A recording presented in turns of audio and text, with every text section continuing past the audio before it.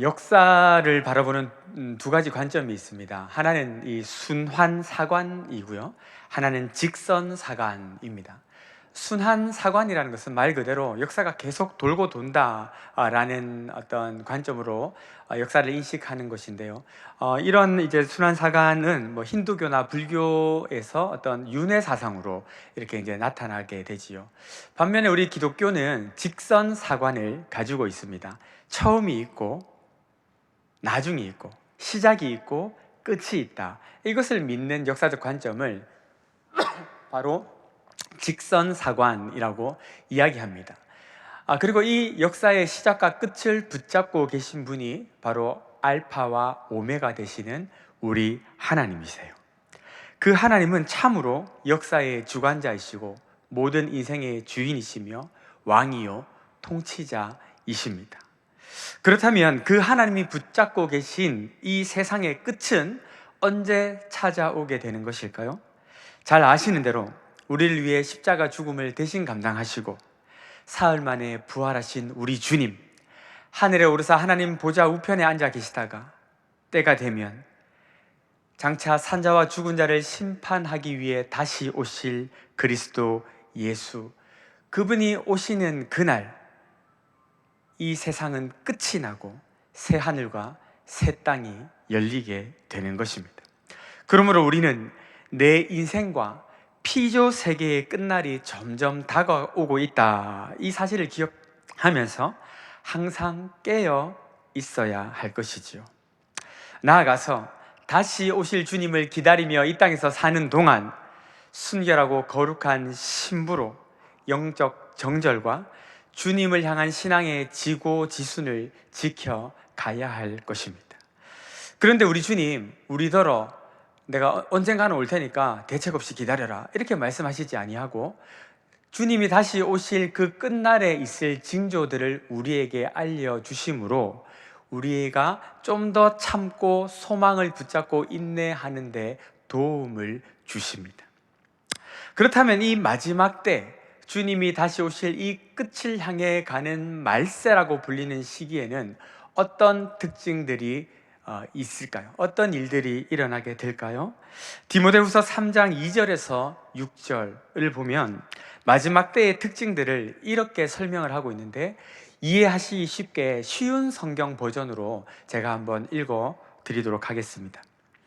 그때에는 사람들이 자기 자신과 돈만 사랑하고 뽐내고 교만하고 다른 사람들을 헐뜯고 부모에게 순종하지 않을 것이다. 또한 감사하지 않고 하나님께서 원하시는 사람이 되려고도 하지 않을 것이다. 다른 사람에 대한 사랑도 없고 용서도 없으며 나쁜 말을 일삼으며 절제하지도 못하고 잔인하며 선한 것을 싫어할 것이다. 가까운 친구를 배반하고 성급하게 행동하며 교만하고 쾌락을 즐기며 하나님을 사랑하지 않고 겉으로는 하나님을 섬기는 채 하나 실제로는 하나님을 경외하지 않을 것이다. 어떤 이들은 남의 집에 들어가 어리석은 여자를 유혹하기도 할 것이다. 그런 여자들은 악한 욕심에 이끌려 죄에 빠져 있다. 여러분, 이게 무슨 말입니까? 말세가 되면 사람들은 배금주의, 개인주의, 쾌락주의에 빠져 윤리 도덕적으로 심각한 타락의 양상을 띠게 된다라는 것 아니겠어요? 그런데 여기서 멈추지 않고 사도 바울은 말세의 특징을 계속해서 이렇게 설명합니다. 디모데후서 3장 7절과 8절입니다. 항상 새로운 말씀을 배우지만 진리를 깨닫지 못한다. 얀네와 얀브레가 모세를 배반한 것처럼 그들도 진리를 미워하고 반대하니 생각이 바르지 못하고 혼란스러워 진리를 바로 따라갈 수도 없다. 말세는 윤리 도덕적인 어떤 타락을 넘어서서 영적인 타락의 모습이 나타나게 된다, 그렇게 이야기를 하고 있는 거예요. 그리고 그 영적 타락에 두드러진 현상이 어떻게 나타난다고 이야기합니까? 7절에 보면 사람들이 항상 배우지만 always learning, but 그러나 진리를 깨닫지 못한다 라고 이야기를 해요. 여러분, 사실 지금 배움에 관한 책들이 얼마나 많이 있습니까? 특별히 처세술에 관한 책들이요, 서점에 가보면 베스트셀러 코너에 막 꽉꽉 들어차 있습니다. 마음을 다스리는 법, 관계를 잘 맺는 법, 성공하는 인생을 사는 법, 항상 만족하며 지내는 삶 등등, 어떻게 하면 한 번 더 잘 살아볼 수 있는가, 이것을 이렇게 관심 있게 생각하는 사람들의 발걸음을, 또 눈을 계속 유혹합니다. 그럼 사람들은 그런 책들을 읽고 손에 쥐고 조금 더 나은 삶을 살아보려고 읽고 부지런히 배우려고 하지요. 하지만 결론은 무엇입니까? 끝내 진리를 아는데 이르지 못하더라라는 거예요. 그런데 단순히 진리를 깨닫지 못하는 정도가 아니라 8절 말씀처럼 진리를 미워하고 반대한다라고 말해요. 이것이 언제 어디서 나타나는 현상이라고요? 바로 말세에 나타나는 세상 끝의 현상이다라고 성경은 우리에게 설명하고 있는 것입니다. 여러분, 오늘날 사람들이 얼마나 많은 지식 정보의 홍수 속에 살아가고 있습니까? 핸드폰을 열고 단어 몇 개만 검색어 누르면요, 관련된 결과물들이 수도 없이 쏟아집니다. 하지만 아무리 많은 지식을 가지고 정보를 소유하고 있다 하더라도 그들은 진리, 곧 참된 길이신 예수 그리스도께로 나아가지 못해요. 진리이신 예수를 무시하고 미워하고 거역하고 조롱하는 이들만 점점 많아지는 시기, 그것이 바로 말세입니다. 왜 이런 일들이 일어나는가? 이것을 사회 현상학적으로 아니면 종교 어떤 종교 사회적으로 이렇게 너무 깊이 고민하지 않아도 돼요.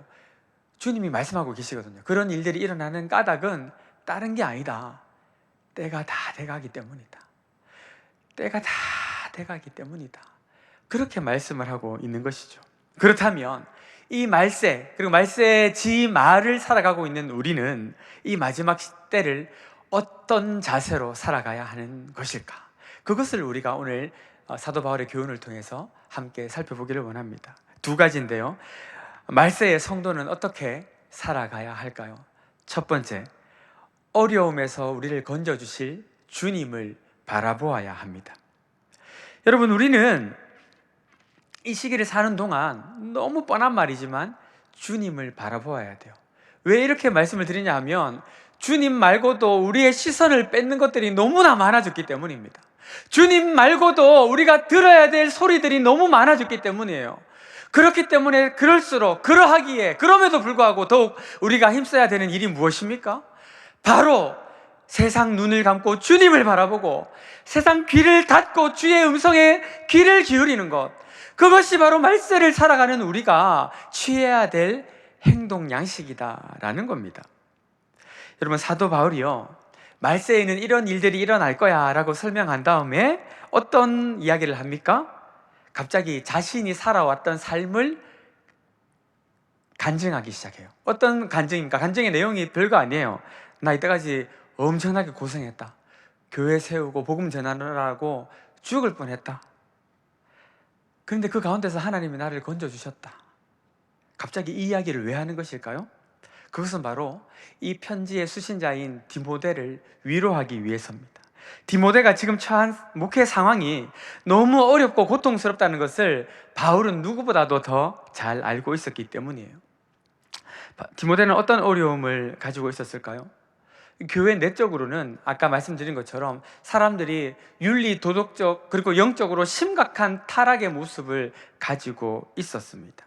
교회 안에서도 사람들은 하나님을 찾고 엎드리기보다는 돈을 사랑하고 자기를 사랑하고 교만하고 쾌락을 사랑하고 겉으로는 하나님을 섬기는 자지만 실상은 하나님을 경외하지 않는 자들, 그런 자들을 데리고 디모데가 목회를 하는 거예요.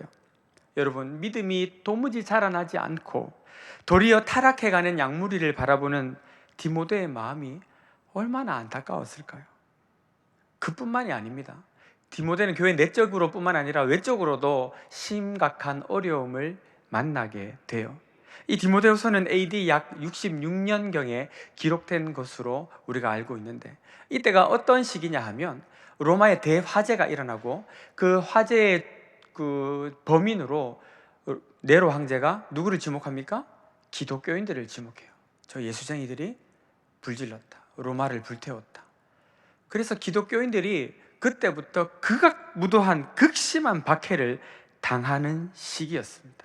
동물의 먹이로 던져지고 불에 태워지고 십자가에 못 박혀 비참하게 죽어가는 성도들이 날마다 늘어났습니다. 어떤 기록에 따르면 그 그리스도인들을 잡아가지고 로마의 밤거리를 밝히기 위해서 산채로 불에 태워가지고 가로등처럼 그 횃불로 이렇게 사용했다, 이런 기록도 있어요. 그러면서 한편으로는 예수를 부인해라, 그러면 살려주겠다, 이렇게 회유하기도 하고 우상을 숭배할 것을 강요하기도 했습니다. 이런 시기에 에베소 교회의 목회자로 디모데가 사역을 하는 동안 그의 마음은 어떠했을까요? 아마 극심한 두려움과 불안감이 그에게 찾아왔을 것입니다. 자신의 안위는 물론이고 그가 목회하고 있는 공동체를 돌보는데 여러 어려움들이 있었을 거예요. 특히 사랑하는 성도들이 모진 고문과 핍박을 받고 사회적으로 매장당하는 것을 보면서 정말 심장이 찢어지는 것 같은 고통을 느끼지 않았겠습니까? 여러분, 정말 교회와 성도가 어려움을 만나면요, 이 목회자와 리더들은 너무 고통스러워요. 진짜 알 사람이 없습니다. 성도들의 삶, 무엇보다도 그들의 영적 생활을 책임져야 한다는 부담감, 그것이 목회자 디모데의 어깨를 무겁게 짓눌렀을 거란 말이에요.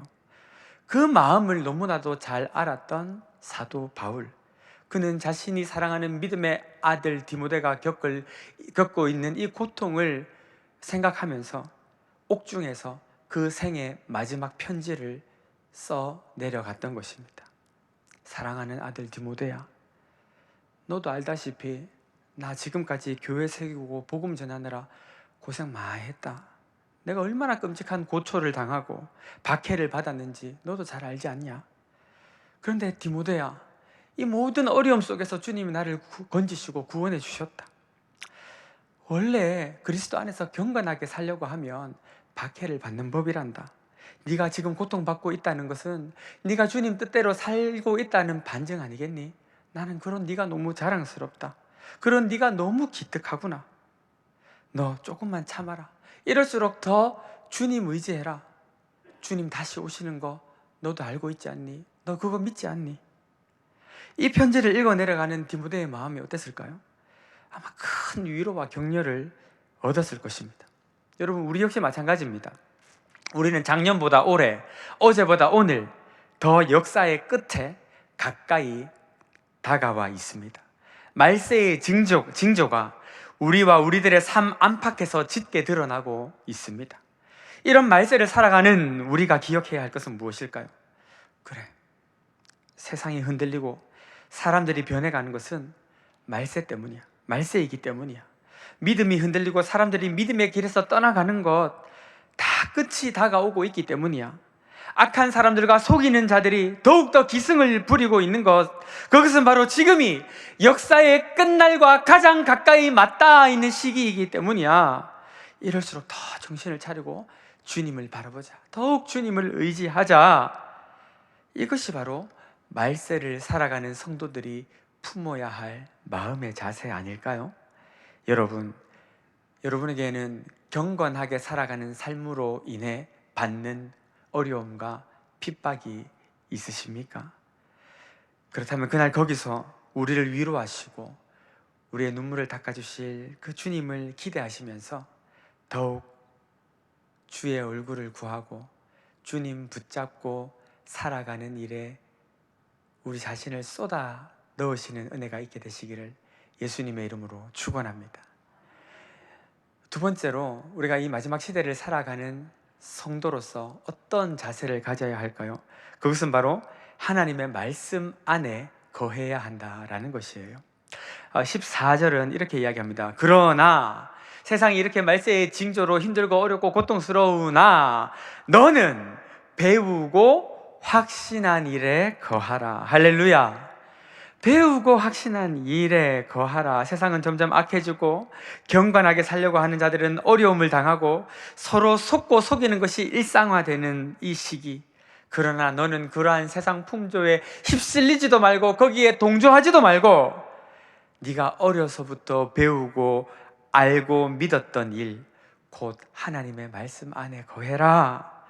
이것이 바로 말세를 살아가는 성도들의 삶이다. 그렇게 바울은 이야기하고 있는 거예요. 그렇다면 바울은 왜 성경 안에 거하라, 말씀 안에 거하라 이렇게 이야기를 하고 있습니까?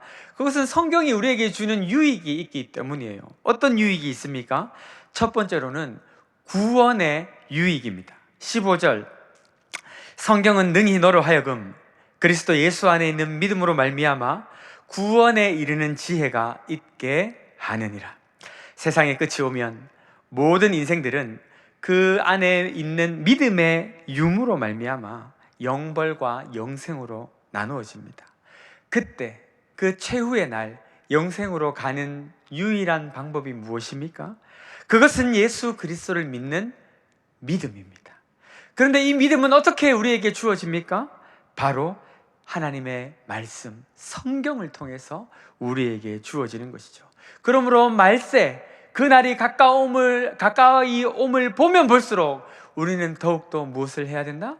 우리를 구원으로 인도하는 성경 말씀, 우리를 구원에 이르게 할 믿음을 생산해내는 하나님의 말씀, 성경을 가까이 해야 된다. 바울이 그것을 이야기하고 있는 거예요. 두 번째, 마지막으로 성경이 우리에게 주는 유익은 무엇입니까?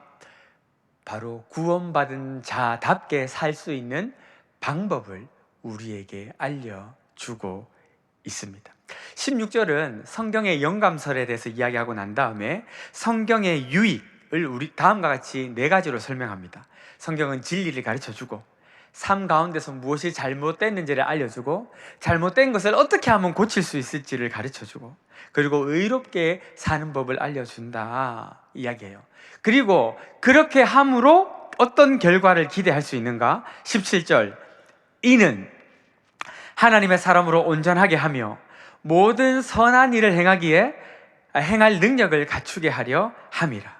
다시 말하면 성경은 구원을 받게 하는 책임과 동시에 구원받은 사람들이 어떻게 살아가야 되는가를 가르쳐주는 책임으로 말세를 살아가는 너 디모데, 그리고 말세를 살아가는 너희 성도들은 성경을 가까이 하며 살아라.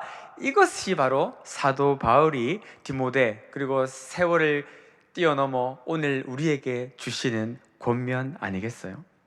여러분, 디모데가 이 영적 아버지인 사도 바울의 편지를 읽으면서 어떤 마음이 들었을까요? 정말 많이 울었을 것 같아요. 정말 많이 울고 많이 위로를 받고 많이 격려가 됐을 것 같습니다.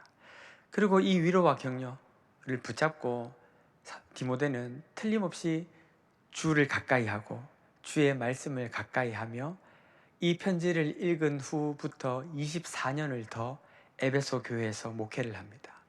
그리고 AD 90년에 네로를 능가하는 도미티안 황제의 대박해 시기에 순교를 당하게 돼요. 말씀을 마무리합니다.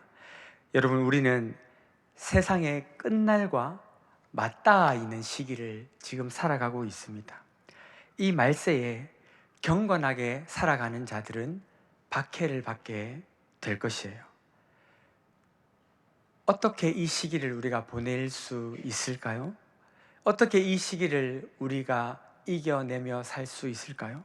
먼저는 어려움에서 우리를 건져내실 주님을 믿음의 눈으로 계속 바라보면서 나아가는 것입니다. 수많은 신앙 박해자들이 그랬던 것처럼 지금도 우리 주변에는 적당주의의 회유를 속삭이는 사단의 유혹들이 얼마나 많이 있는지 모릅니다. 뭘 그렇게 유별나게 믿어? 뭘 그렇게 열심히 특심인 것처럼, 너밖에 안 남은 것처럼 그렇게까지 심하게 믿을 필요 있니? 적당히 해, 적당히. 여러분, 이런 소리들이 들릴 때마다 우리는 그 귀를 닫고 더욱 주의 음성에 귀를 기울일 수 있어야 돼요. 그리고 또 두 번째, 우리는 어떻게 이 말세를 버텨야 됩니까? 더욱 하나님의 말씀, 푸른 마르고 꽃은 시드나 영원히 변함없으신 그 성경을 가까이 하며 살아가야 한다라는 것입니다. 왜요? 결국 최후 승리는 구원으로 이룰 수 있는데, 이 구원은 믿음이 있어야 되고, 이 믿음은 성경을 통하지 않고는 우리에게 주어지지 않기 때문입니다. 또 구원받은 이들이 이 구원의 완성을 향해 나아가는 동안 어떻게 살아가야 되는가에 대한 하나님의 지침이 바로 이 성경에 기록되어 있기 때문에 우리는 마지막 이 가까이 옴을 보면 볼수록 더욱 말씀을 가까이 해야 한다라는 것이죠. 오늘 말씀을 기억하면서 항상 믿음으로 주와 동행하고 믿음으로 말씀 안에 거하기를 부단히 애쓰시며 언제 다시 오실지 잘 모르지만 날마다 가까이 오고 있는 그날 거기서 주님 앞에 부끄러움 없이 서는 저와 여러분 모두가 되실 수 있기를 예수님의 이름으로 축원합니다.